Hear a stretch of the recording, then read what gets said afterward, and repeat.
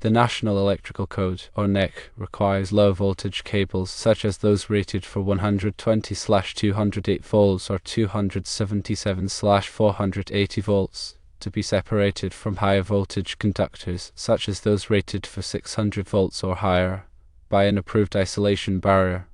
This requirement is outlined in NEC section 300.3 subsection C.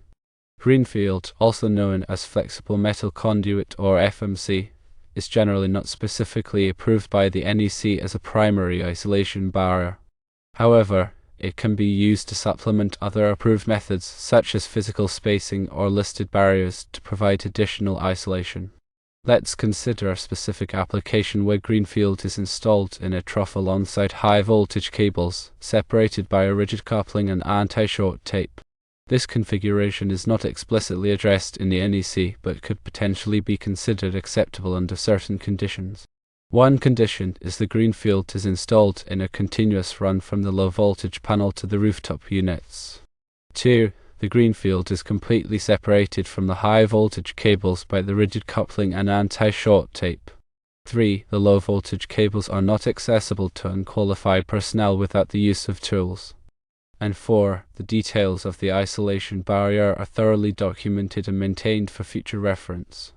It's crucial to note that the absence of an isolation barrier within the electrical panel itself is not compliant with NEC section 300.3 subsection C. A physical barrier must be installed inside the panel to prevent any potential contact between low voltage and high voltage conductors. While Greenfield conduit itself may not be a code-recognized primary isolation barrier, it may be used as a supplementary measure in specific applications provided that the overall installation complies with all applicable NEC requirements and is properly documented.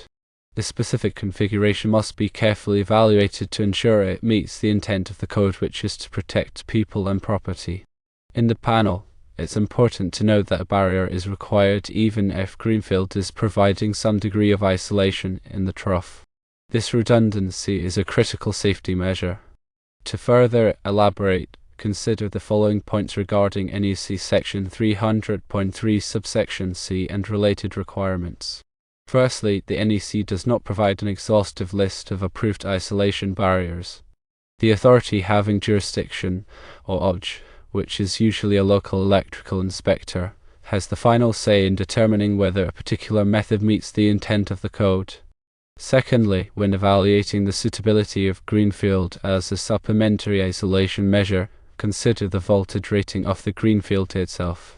While the metal conduit provides a degree of physical separation, the fittings and any non-metallic components must be rated for the highest voltage present in the enclosure. Thirdly, the anti-short tape mentioned earlier is typically used to protect conductors from abrasion as they pass through knockouts or fittings. While it provides some insulation, it is not considered a primary form of insulation for high-voltage applications. Its presence should not be the sole basis for considering the installation compliant. Fourthly, documentation is key. A detailed diagram or written description of the isolation method should be readily available for inspectors and maintenance personnel. This documentation should clearly identify the location of the Greenfield conduit, the type of rigid coupling used, the type of anti-short tape, and any other relevant details. Fifthly, consider the potential for future modifications or additions to the electrical system. Any changes should be carefully evaluated to ensure that the isolation barrier is maintained and that the NEC requirements continue to be met. Sixthly, if there is any doubt about the compliance of the installation, consult with a qualified electrical engineer or a licensed master electrician. They can provide expert guidance and ensure that the installation meets all applicable codes and standards. Seventhly, remember that the NEC is a minimum standard. It is always best to err on the side of caution and provide a higher level of isolation than is strictly required by the code. This can help to prevent accidents and ensure the long-term reliability of the electrical system. Eighthly, in addition to physical barriers, consider the use of other safety measures such as ground fault circuit interrupters, or GFCIs, and arc fault circuit interrupters, or FSIs, to provide additional protection against electrical hazards. Ninthly, regularly inspect the electrical system to ensure that the isolation barrier is intact and that there are no signs of damage or deterioration. Any problems should be corrected immediately. 10thly, training is essential. All personnel who work on or near electrical equipment should be properly trained in electrical safety procedures and the requirements of the NEC. Now let's delve a little deeper into the specifics of electrical troughs and their applications. An electrical trough, also sometimes called a wireway or auxiliary gutter, is a sheet metal enclosure used to protect en route electrical conductors. Troughs are typically used for low voltage applications, but they can also be used for medium voltage applications under certain conditions. The NEC provides specific requirements for the installation and use of electrical troughs, including requirements for grounding, bonding, and conductor fill. In the scenario described earlier, the trough contains both low voltage and high voltage conductors. This arrangement is permissible under the NEC, provided that the conductors are properly separated and insulated. The use of Greenfield conduit to provide additional isolation between the low voltage and high voltage conductors is a common practice, but as we have discussed, it is not a substitute for a proper isolation barrier.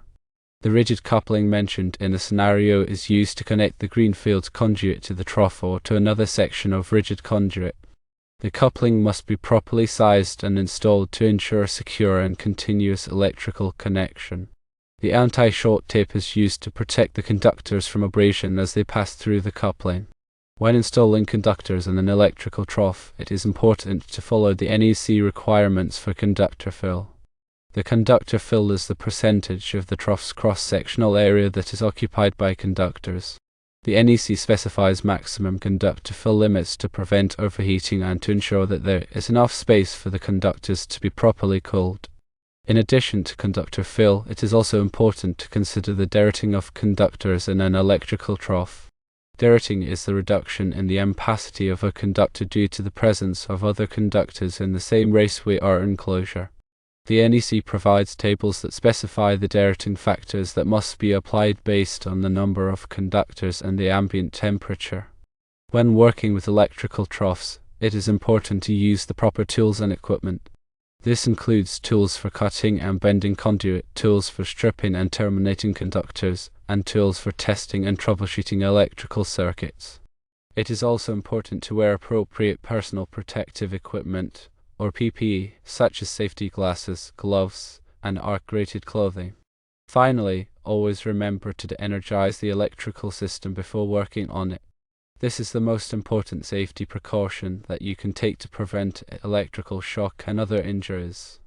If you are not qualified to work on electrical equipment, hire a licensed electrician to do the work for you.